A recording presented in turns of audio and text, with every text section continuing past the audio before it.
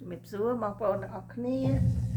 ជំរាបសួរបងប្អូនទាំងអស់គ្នាថ្ងៃនេះមានចម្រៀងមួយបទជូនបងប្អូនកំសាន្តគឺបទទ្រង់ប្រងចាំជួយ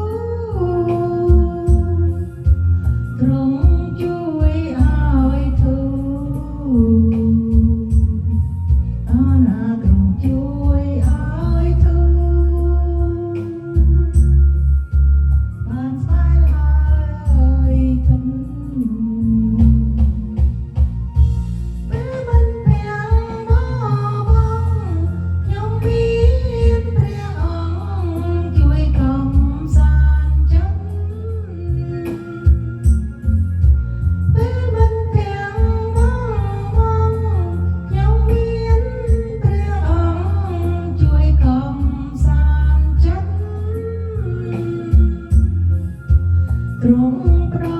ជីវិតអូណាទ្រង់ប្រោជីវិតដើម្បីសង្គ្រោះខ្ញុំ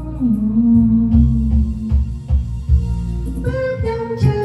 ក្រហមគ្រាខ្ញុំមានទ្រង់ជាគ្រូពេទ្យឧត្តម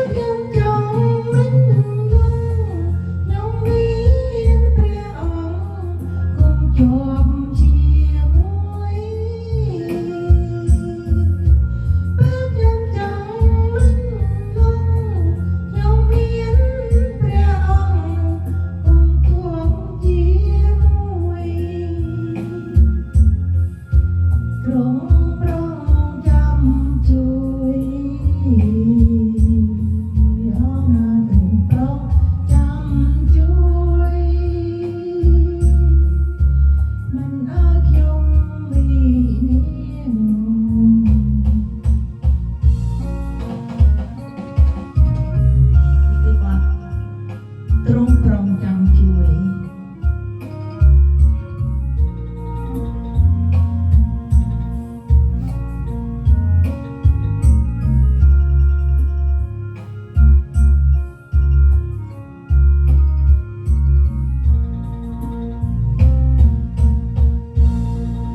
អាមែនសូមអរគុណបងប្អូនដែលបានតាមដានទស្សនានេះគឺបទបន្តទៀតគឺបទគុណទ្រង់ល្មមណាស់ហើយគុណទ្រង់ល្មមណាស់